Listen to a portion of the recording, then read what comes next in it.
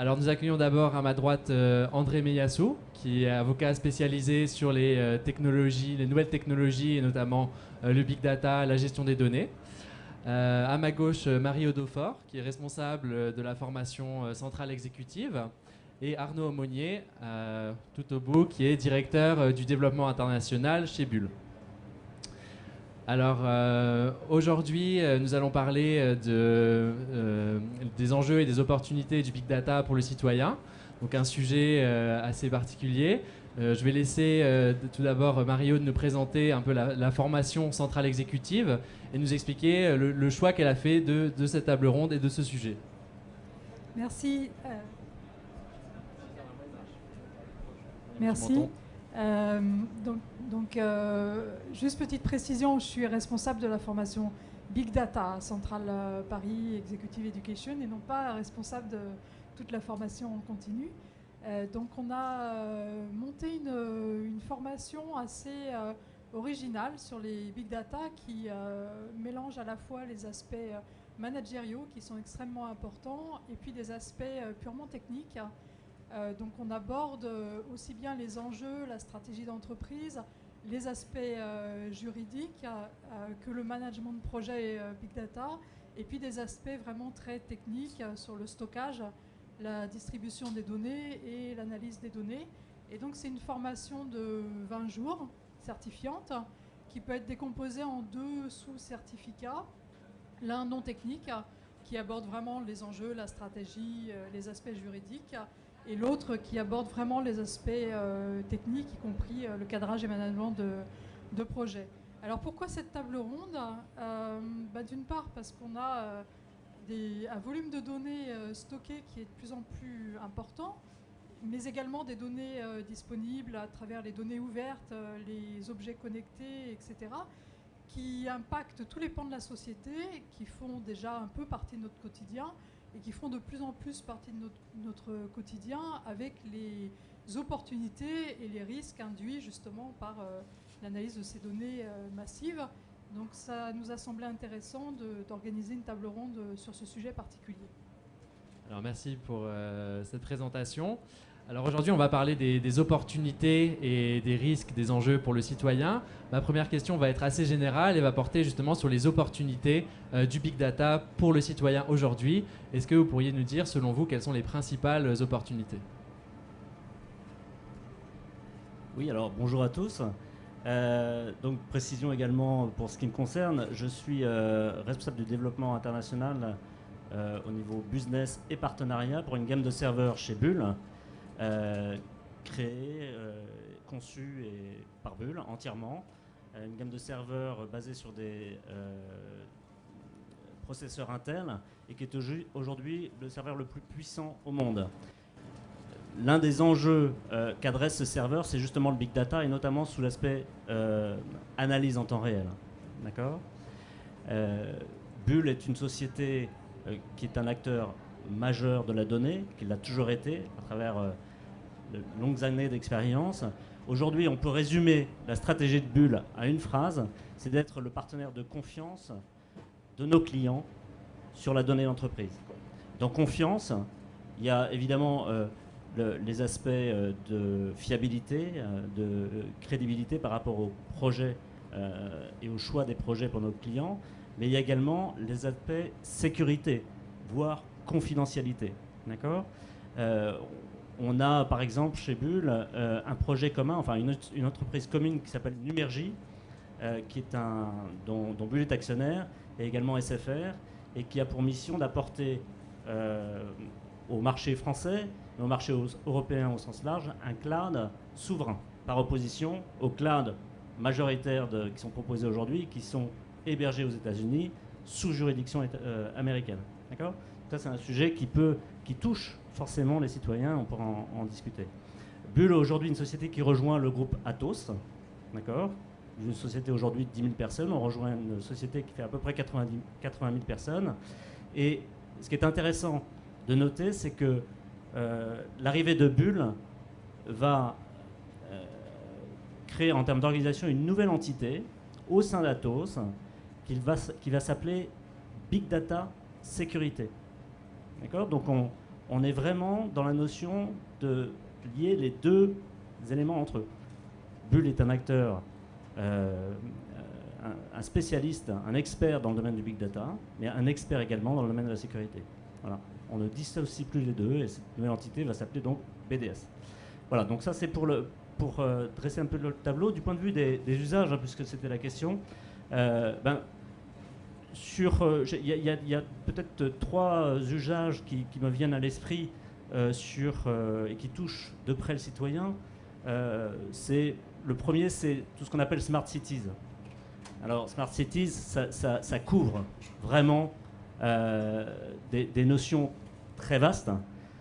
Par exemple, tous les aspects liés à l'immobilier, à la gestion de l'énergie dans l'immobilier, les mettreurs intelligents, tous les capteurs qu'on peut mettre ici et là pour capter l'information, soit en temps réel, soit en l'analysant a posteriori. Et puis, bien sûr, les éléments liés au transport, mais également les éléments liés au quotidien des citoyens. On s'aperçoit aujourd'hui que sur ce domaine-là, qui est très en vogue, on en entend beaucoup parler, la réalité c'est que les systèmes fonctionnent encore en silo et qu'on a des systèmes pour l'énergie, la gestion de l'énergie, on a des systèmes pour la gestion des transports, souvent d'ailleurs avec des itérations, puisqu'on a des transports en commun, puis on a les notions de trafic au sens large des villes.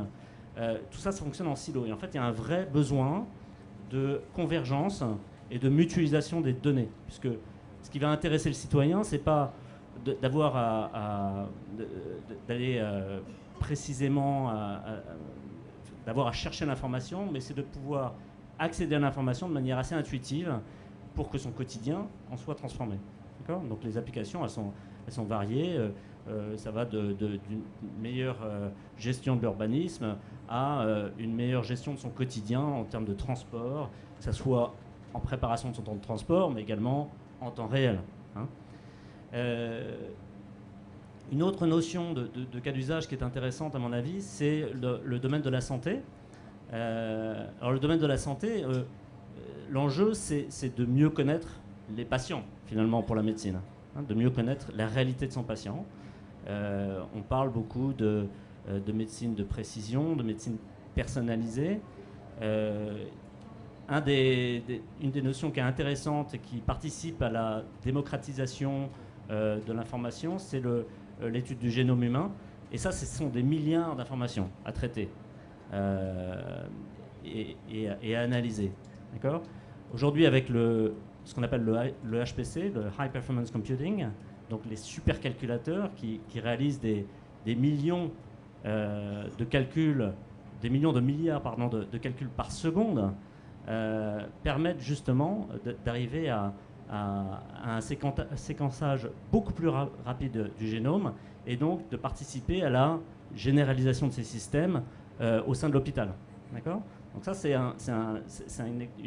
vraiment une notion de big data puisqu'il y a un volume très très important de données, mais il y a également un besoin en traitement qui est énorme. D'accord ? Donc c'est la convergence des deux qui fait qu'on peut le faire. Et aujourd'hui, puisque ça a été annoncé hier, je vous en parle, Bull a annoncé le prochain objectif en termes de mise en place de supercomputers. Et notre objectif dans 3 ans, c'est d'atteindre 1 milliard de calculs par seconde. Donc c'est abstrait, mais enfin, aujourd'hui, on est à quelques dizaines de millions de calculs par seconde. Donc ça participe encore une fois à la démocratisation de l'information et du traitement de l'information pour les gens, pour les citoyens. Dans un autre registre, on peut imaginer que les assureurs mettront en place un certain nombre d'objets connectés pour avoir accès à l'information en temps réel ou pour des raisons statistiques, on peut l'imaginer, sur différents domaines de la santé ou même de la couverture, de la réalité d'une habitation. Bon, ça couvre un certain nombre de domaines. Les objets connectés participent à l'injection de données qui peuvent être traitées pour l'analyse et il faut pouvoir évidemment sécuriser ces données, les rendre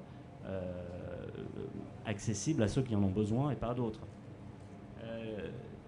Un autre, je terminerai avec ça peut-être, un autre domaine qui est intéressant, ce sont les services publics.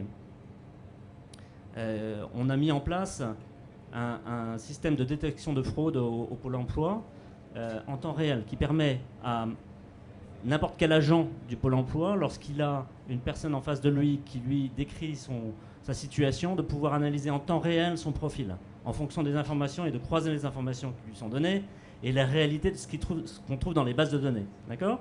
Donc il y a un certain nombre de traces, un certain nombre de bases de données qui sont récupérées et c'est très important.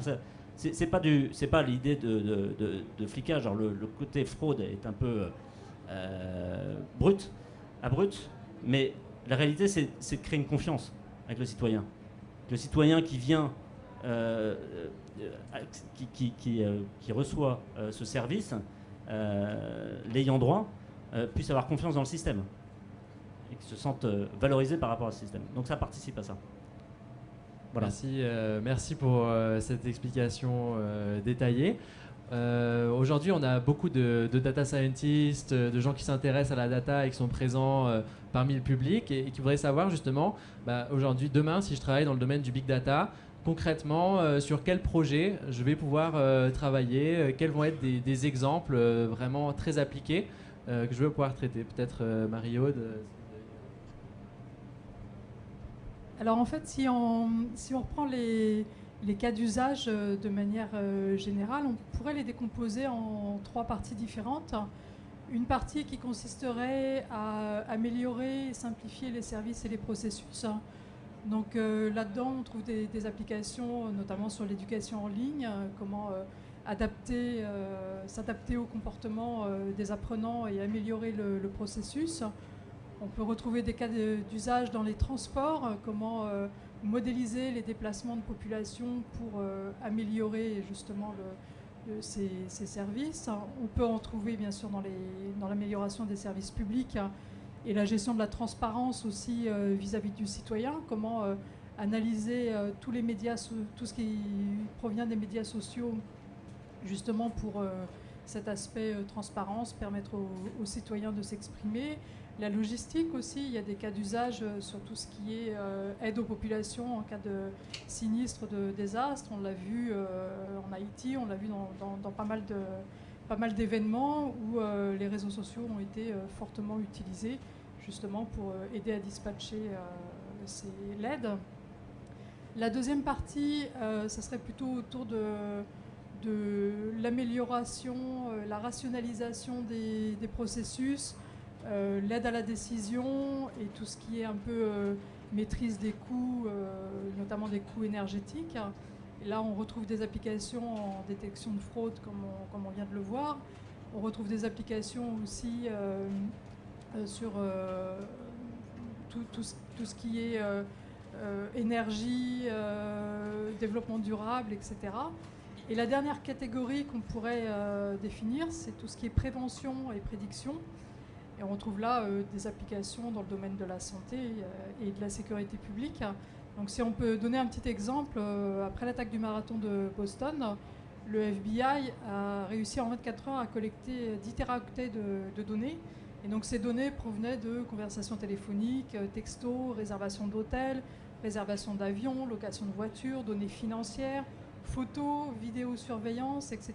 Et donc ils ont fait aussi un appel à information par crowdsourcing au public.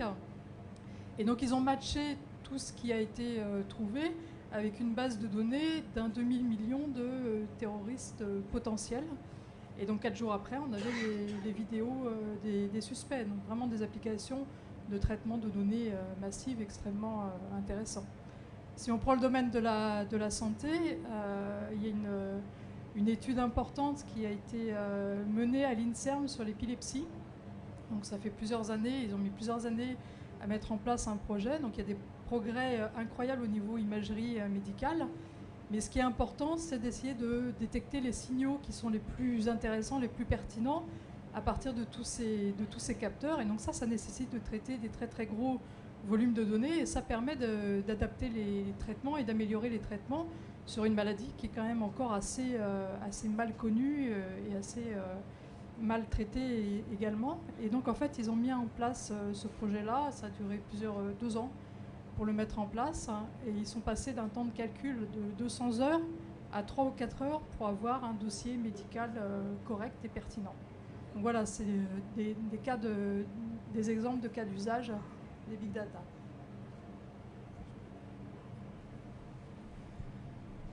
Oui, bonjour. Je suis André Miasso, donc je suis avocat d'affaires spécialisé dans les nouvelles technologies et je participe au programme de Centrale Exécutive donc pour les formations postgraduate en bon français. Donc les programmes et notamment le programme Big Data qui est en train de se mettre en place dans lequel, Madame Beaufort l'a dit, il y a une dimension juridique importante puisqu'il y a 2 journées entières qui sont consacrées aux problèmes juridiques posés par le Big Data.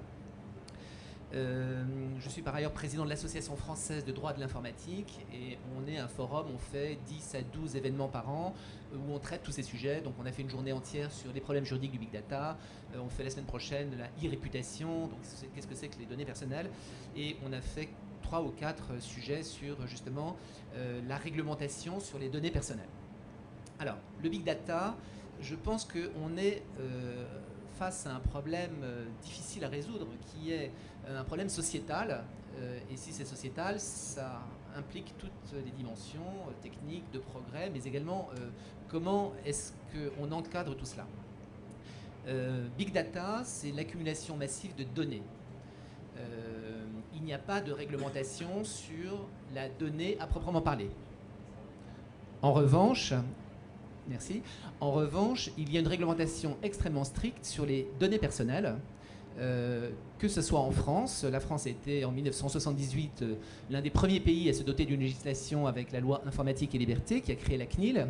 Et ce qui est intéressant, c'est que tous les pays du monde, sauf les États-Unis, qui ont une approche très très différente, ont adopté la même chose, c'est-à-dire une loi qui posait des principes, une autorité indépendante et des pouvoirs de sanction si les données étaient mal exploitées, et également un système d'autorisation dans un premier temps préalable, puis dans un système plutôt d'autorisation, enfin, de contrôle a posteriori qui est l'actuel système.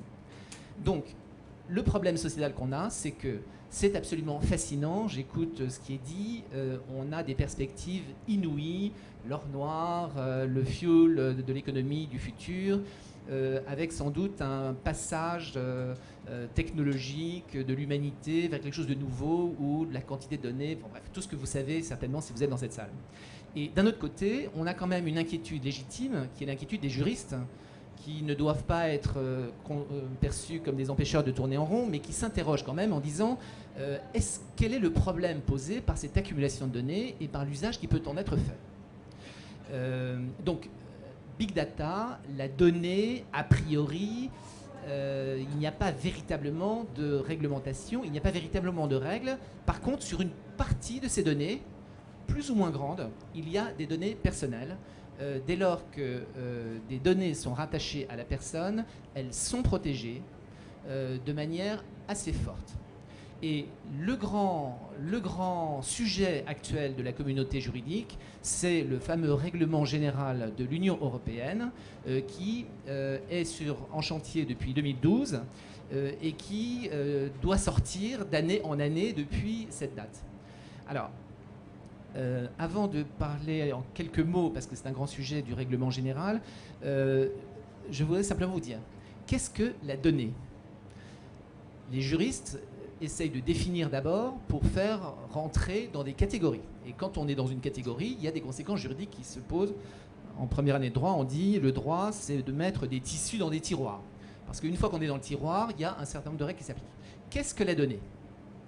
Eh bien, la première question qui se pose, c'est est-ce qu'il existe un droit de propriété sur la donnée ? Pas de réponse à cette question. Ou plutôt, si vous lisez les conditions générales de Facebook, par exemple, alors que ça n'a été dit nulle part et que la question est à peine posée, des gens comme ça vous disent « Vous êtes propriétaire de vos données personnelles et vous nous en donnez une licence quasi illimitée. » Donc vous avez des acteurs privés qui déterminent par avance un régime juridique qui n'existe pas et qui pose plein de problèmes. Le premier problème que se posent par exemple des juristes de droit continental, et notamment la Commission européenne, c'est si les données sont sujets à propriété. Je suis propriétaire de mes données, ça veut dire quoi? Ça veut dire que j'ai le droit d'en disposer, j'ai le droit de les vendre, j'ai le droit de les donner. Mais est-ce qu'un citoyen sans pouvoir face à des très grands acteurs, est-ce qu'il n'y aura pas la tentation de vendre ces données parce qu'il y a une perspective de gain? Est-ce qu'il ne faudrait pas plutôt, et il me semble que c'est plutôt la tendance, dire la donnée personnelle, c'est comme le corps humain. Le corps humain, on n'a pas le droit de le vendre, on n'a pas le droit d'en disposer, on n'a pas le droit de vendre ses organes. Est-ce qu'il ne faudrait pas pour la donnée dire la même chose? C'est un droit imprescriptible dont on ne peut pas disposer, les individus détiennent ce droit et ils ne peuvent pas en disposer parce que c'est trop important. Donc vous voyez, la première question juridique qui se pose, c'est est-ce qu'il y a une propriété des données? Et c'est quand même assez étonnant, pour ne pas dire extraordinaire, que des acteurs privés anticipent pour se donner évidemment une grande possibilité d'utiliser ces données. Voilà l'exemple de questions juridiques et elles sont légitimes. Et pourquoi en France, en Europe, disons dans le monde continental, on a une approche un petit peu différente du monde américain? C'est à cause de nos expériences de régime totalitaire. On est beaucoup plus sensible. Quand je parle avec des confrères américains, ils vous disent, écoutez, les données, il n'y a aucun problème. C'est le discours que tiennent les grands acteurs en disant, écoutez, si vous avez un problème avec vos données personnelles, c'est que vous êtes un criminel, un pédophile ou un politicien corrompu. Mais monsieur tout le monde n'a pas de problème avec ces données. Le principe de transparence fonctionne.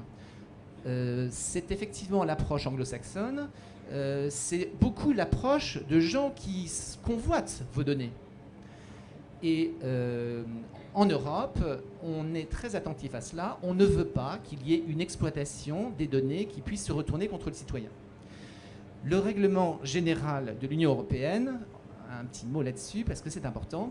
Alors d'abord, règlement général. Vous savez qu'en l'Europe, le droit européen, d'habitude on fait des directives. C'est-à-dire la Commission européenne dit voilà une directive et les 27 États doivent prendre une loi qui va reprendre la directive, mais chacun doit faire sa petite cuisine, si vous me permettez. Chacun doit faire sa loi. Le règlement général, c'est une approche radicalement différente. On dit l'Union européenne, le Conseil des ministres, le Parlement européen prennent un texte et ce texte s'applique directement du jour au lendemain dans la totalité de l'Union européenne. Le règlement général porte sur les données personnelles. Ça va donc remettre en question toutes les législations nationales des 27 États, notamment de la France. Et en France, on est un peu sensible parce qu'on était les premiers en 1978, c'était quand même il y a longtemps, c'était assez visionnaire. On se dit, est-ce qu'on a vraiment besoin que, voilà, top-down, qu'on nous impose des nouvelles règles?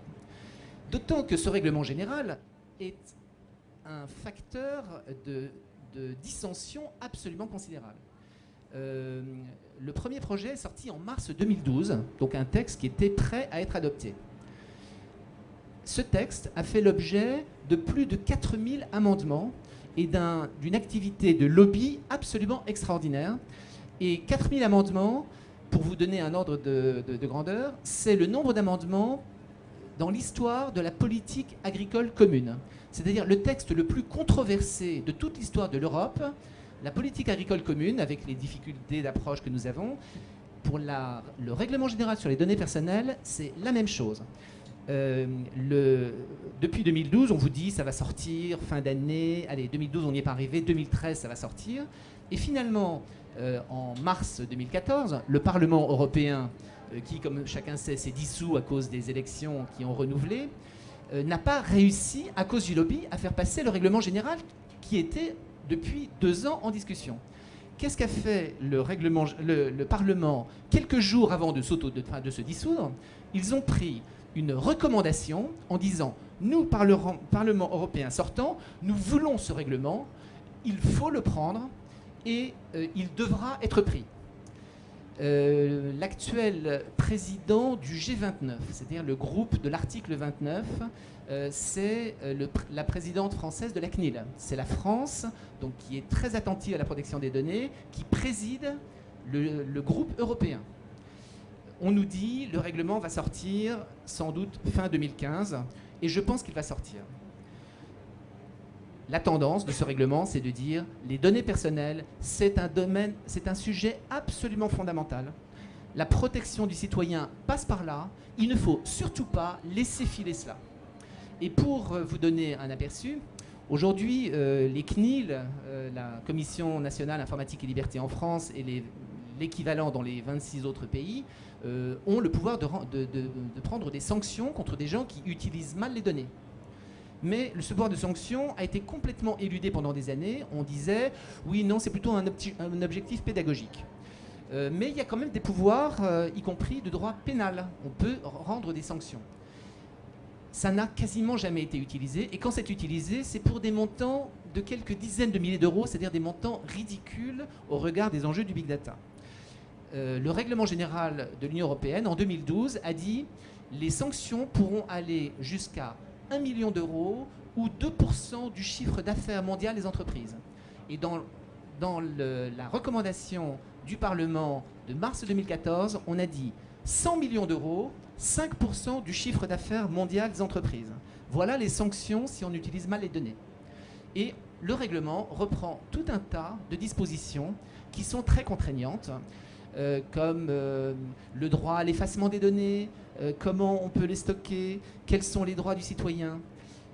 Vous savez qu'actuellement en France, le principe c'est l'opt-in, c'est-à-dire que quelqu'un n'a le droit d'utiliser vos données personnelles que si vous avez coché la case. Une case précochée est un procédé interdit. On ne peut utiliser mes données personnelles que si j'ai positivement dit d'accord. Alors, compte tenu du lobby, le règlement général, c'est un exemple, parmi d'autres, parce que c'est un texte important, dit, eh bien, on va sans doute remettre en question le principe de l'opt-in, parce que c'est un frein au big data.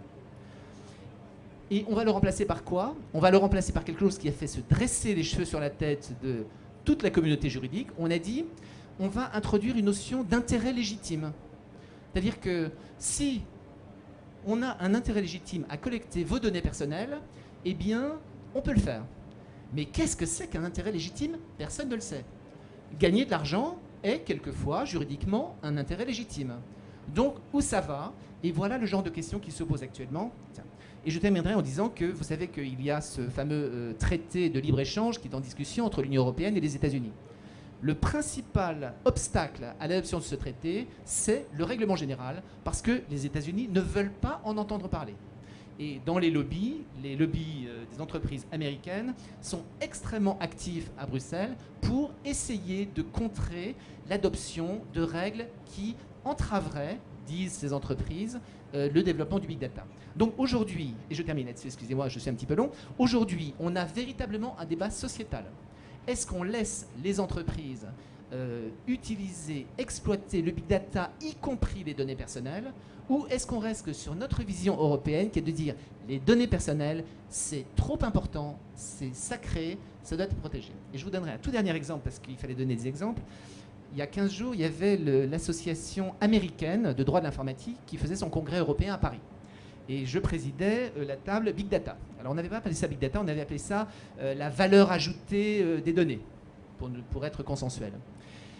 Les speakers, eh bien, il y avait un Américain que je connais parce qu'à une certaine époque, il était monsieur relations publiques de Microsoft et il expliquait il y a 10 ans que Microsoft était l'ami du libre. Que Microsoft aime le libre et le promeut, etc. C'était un peu paradoxal, mais c'est un Américain qui savait faire ça. Aujourd'hui, il promeut un projet qui consiste à faire une plateforme unique sur toutes les données santé de tous les citoyens américains. C'est une association non-profit avec tout un tas d'acteurs de la santé qui disent il faut faire une plateforme commune, et ce monsieur explique que ça sera merveilleux que tout un tas de gens puissent avoir accès à vos données personnelles de santé. Alors là, compte tenu de l'actuelle législation, par exemple française, sur les données de santé, où c'est extrêmement restrictif, où vraiment les règles sont très très strictes, où effectivement on impose aujourd'hui dans la loi un cloud souverain, c'est-à-dire qu'aujourd'hui, les données de santé ne peuvent être stockées que sur des centres d'hébergement agréés par l'autorité publique. Donc voilà. L'autre projet, l'autre personne qui parlait, c'était quelqu'un qui travaillait à l'aviation civile internationale, à l'IATA, l'organisation internationale, qui nous disait, eh bien, nous collectons les données toutes les données passagers de l'aviation civile et toutes les données de vol. Et eh bien, nous avons des informations très très intéressantes que nous vendons. Voilà. Je termine là-dessus. Les enjeux sont colossaux, la question juridique est très difficile à résoudre. Il ne s'agit pas de bloquer le développement scientifique, mais il s'agit de protéger les citoyens. Merci pour cette intervention très complète. Donc je vais peut-être passer la parole à Arnaud pour une question qui est justement, on a vu que voilà, le Big Data a soulevé un certain nombre d'enjeux. Moi, j'aimerais savoir justement comment est-ce que les entreprises, comme Bull, peuvent garantir aux citoyens une forme de protection de leurs données personnelles et plus largement pour vos clients, comment est-ce que vous assurez cette souveraineté des données et qu'elles ne soient pas utilisées à des fins qu'on n'aurait pas envisagées. Alors, effectivement, pour répondre à votre question, je regarderai ça sous l'angle de l'innovation. Les sociétés comme Bull, leur rôle, c'est d'apporter le maximum d'innovation pour rendre un service à leurs clients le plus efficace possible, en confiance, comme je le disais tout à l'heure, et en conformité, évidemment, avec la loi, bien sûr. Donc nous, on ne la définit pas, mais on apporte la technologie pour protéger nos clients et les utilisateurs des systèmes. D'accord ? Donc effectivement, le cloud souverain est une réponse. Encore une fois, jusqu'à maintenant, dans notre société, on distinguait presque encore les aspects technologiques liés au big data et la sécurité. Aujourd'hui, c'est complètement lié. C'est vraiment un sujet, ce ne sont plus deux sujets. D'accord ? Donc, le fil conducteur de tous nos projets, c'est la notion de sécurité. C'est également la notion fondamentale de système à haute disponibilité, très sécurisé aussi. D'accord ? Parce que la notion de cloud, justement, c'est souvent on ne sait pas où est hébergée sa donnée, tout simplement. D'accord ?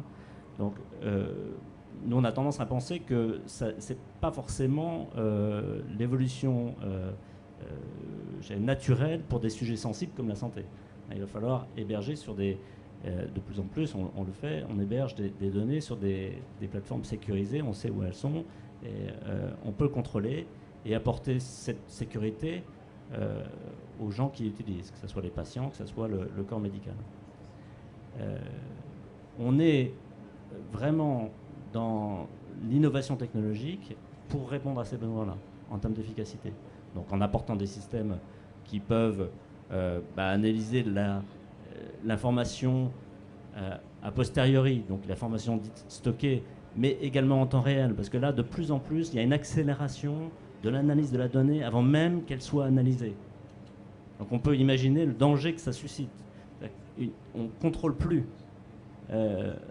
Si on n'a pas des systèmes qui sont bien verrouillés, bien en place, on peut faire de fausses interprétations, et donc ça peut éventuellement se terminer par une malveillance voulue ou non voulue vis-à-vis des citoyens.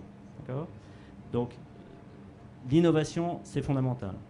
Sur la brique de l'infrastructure, et Bull y répond de manière très très innovante sur des systèmes de supercalculateurs, mais sur des systèmes d'entreprise très puissants qui permettent justement de répondre sur une même plateforme à de l'analyse en temps réel, de mettre des téraoctets de mémoire, de données en mémoire, d'accord, et non pas sur des disques, de manière à pouvoir avoir un accès immédiat à la donnée. D'accord ? Et puis, on intègre des solutions logicielles qui viennent, là, analyser, traiter la donnée pour la restituer de manière intelligible. La sécurité, c'est le lien entre tout ça. D'accord ? Et encore une fois, on applique des notions qui sont des notions juridiques, mais qui sont des notions de bon sens vis-à-vis justement du risque pour le citoyen, pour nos clients, de voir leurs données dans la nature exploitées par des institutions ou des gens malveillants. Il y a des tas d'exemples qui peuvent venir à l'esprit, mais ça c'est absolument fondamental. Il y a des notions techniques et technologiques sur la protection de la donnée, que ce soit du masquage de la donnée, que ce soit du cryptage de la donnée, que ce soit de l'anonymisation de la donnée également. On peut imaginer, je parlais des assurances tout à l'heure, que les assureurs ont des capteurs chez les gens, que ce soit des puces pour l'aspect pour toutes les données liées à la santé, hein, mais que ce soit des détecteurs de fumée, de choses comme ça, pour pouvoir avoir une analyse plus précise d'une situation. On peut imaginer que l'un des usages, c'est à titre statistique. Et dans ce cas-là, la donnée liée à une personne ou à un lieu n'a plus lieu d'être. D'accord ? Donc, pouvoir apporter la technologie qui va justement permettre de manière sécurisée, fiable, sur une certaine anonymité de la donnée, c'est absolument fondamental. Donc on a vu qu'il y avait un certain nombre d'enjeux et potentiellement des risques pour le citoyen. Moi j'ai une question qui est aussi, est-ce qu'il n'y a pas quand même un risque pour la France, l'économie française, à trop limiter l'innovation dans ce secteur et du coup à perdre en vitesse et à se faire finalement rattraper ou dicter un petit peu les technologies par des sociétés américaines notamment? Oui, alors c'est pour ça que Bull a encore tout un espace et un avenir brillant. On le voit dans l'intégration de notre société, qui est une société qui a toujours apporté de l'innovation technologique. Le fait de rejoindre le groupe Atos, c'est une manière de pérenniser nos engagements technologiques, notre recherche et développement et tous les ingénieurs qui travaillent autour de ça. L'innovation technologique, c'est le nerf de la guerre chez nous, hein. Et on est très très en pointe justement sur les aspects big data, sur les aspects infrastructures, comme je le disais, les infrastructures les plus puissantes du marché pour traiter la donnée, pour la stocker, et sur l'aspect sécurité. Donc ça, c'est beaucoup de recherche et développement, que ce soit sur des notions logicielles, mais également des notions matérielles. D'accord ? Et puis, par ailleurs, on a des compétences d'intégrateur et on ne travaille pas en vase clos. C'est une histoire de partenariat, hein, le big data. On ne travaille jamais seul. D'accord ? On travaille avec les acteurs du marché, que ce soit les acteurs logiciels, que ce soit les experts dans un certain nombre de domaines, puisque là on adresse des cas d'usage qui sont souvent verticalisés, hein. Donc il faut bien comprendre le domaine qu'on adresse. Voilà, la technologie Bull fait le lien entre la technologie qu'on est capable d'apporter et ça ne se sait sans doute pas assez, mais on est très en pointe et très en avance par rapport à nos concurrents américains sur un certain nombre de domaines très précis du calcul en haute densité, puis de l'analyse en temps réel. Donc on voit que le sujet du big data est vraiment un sujet de débat et d'animation. Moi j'ai peut-être une dernière question pour Marie-Aude, qui est justement comment est-ce que dans votre formation vous abordez ces thématiques et vous permettez à vos étudiants de se faire une opinion un peu et de progresser là-dessus. Donc en fait, on l'a vu à travers tout ce qui a été dit, les big data impliquent des besoins en termes de compétences métiers fortes, stratégie d'entreprise, sur les aspects juridiques bien sûr, et puis des compétences informatiques et des compétences mathématiques assez fortes. Et donc dans la formation continue qu'on a mise en place, on essaye de répondre un peu à tous ces éléments, et ce qui correspond bien à la philosophie de l'École centrale Paris, d'être à la fois sur les aspects managériaux et les aspects purement techniques. Donc voilà, on essaye de répondre à ça par des cas concrets qui sont travaillés durant la formation. On est, je pense, la seule formation qui intègre 2 jours sur les aspects juridiques qui sont absolument fondamentaux et passionnants, et puis des aspects vraiment cadrage et management de projet pour voir un peu comment aller vers le big data, à quelle vitesse, qu'est-ce qu'on fait de manière préliminaire, et comment on arrive à constituer des gros projets, et puis les enjeux et les cas d'usage des big data. Donc la formation est vraiment complète à ce niveau-là. Donc là, ce sera la première promotion d'étudiants.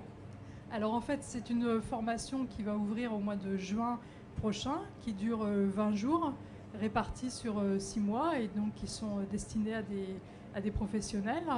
Et après, nous avons aussi des formations type master à destination des étudiants, donc un master data science qui ouvre également. si les étudiants sont intéressés, ils peuvent venir vous voir après cette table ronde. Tout à fait. Très bien. Alors j'ai vu qu'il y avait une question dans la salle.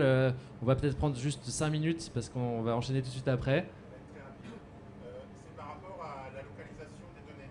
Vous avez dit tout à l'heure qu'avec le cloud, les données, on ne sait plus forcément où est-ce qu'elles sont localisées.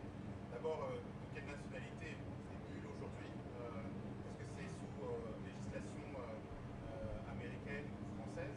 Au-delà de ça, les entreprises sous législation américaine qui sont implantées en France ont a priori des obligations vis-à-vis du Patriot Act, par exemple.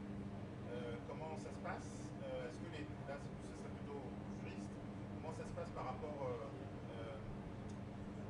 à des réquisitions qui pourraient avoir lieu aux États-Unis? On a vu avec le cas Microsoft que ça pouvait aller en Irlande. Pour des entreprises américaines mais qui ont des serveurs en France, à Toulouse ou à Paris, comment ça se passe? Voilà. Et juste une parenthèse, sur ce que vous disiez tout à l'heure sur les fichiers que la France et l'Europe avaient eu une mauvaise expérience avec l'État qui fichait les gens. Les États-Unis ont eu l'expérience du macartisme. Un peu moins sanglant.